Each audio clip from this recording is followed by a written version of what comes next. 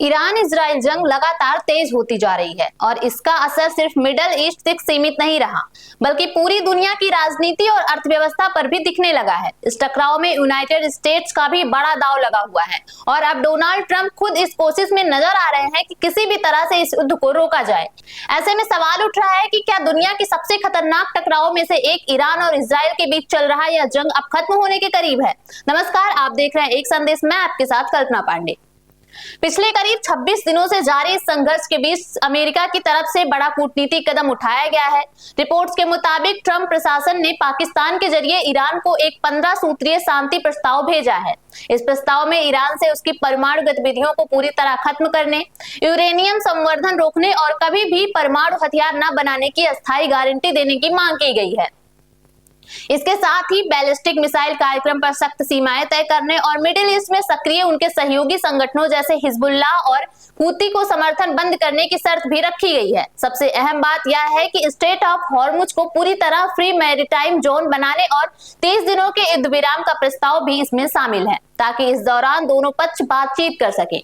अब सवाल आता है कि बदले में ईरान को क्या मिलेगा। इस डील के तहत अगर ईरान शर्तें मान लेता है तो उस पर लगे परमाणु प्रतिबंध हटाए जा सकते हैं। साथ ही उसे नागरिक परमाणु ऊर्जा कार्यक्रम चलाने में मदद दी जाएगी, खासकर बुसहर जैसे प्रोजेक्ट्स में। इसके अलावा स्नैप बैंक मैकेनिज्म को खत्म करने की भी बात है, जिसमें भविष्य में प्रतिबंध अपने आप दोबारा लागू ना हो।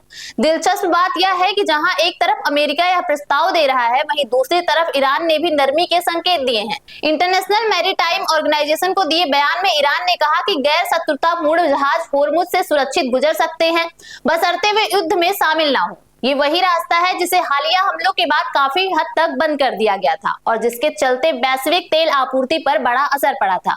यही वजह है कि जैसे ही खबर सामने आई, अंतरराष्ट्रीय बाजार में हलचल मच गई। ब्रेंट क्रूड और WTI की कीमतों में 10 से 11% तक गिरावट देखी गई।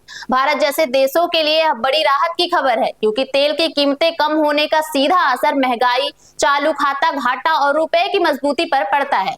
हालांकि तस्वीर अभी भी पूरी तरह साफ नहीं है। ईरान ने अब तक अमेरिका के साथ किसी आधिकारिक बातचीत की पुष्टि नहीं की है, जिससे यह संकेत मिलता है कि मामला अभी शुरुआती और संवेदनशील दौर में है।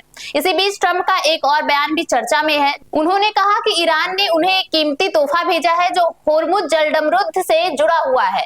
हालांकि उन्होंने इस पर ज्यादा जानकारी नहीं दी, लेकिन इतना जरूर कहा है कि हम सही लोगों से बात कर रहे हैं।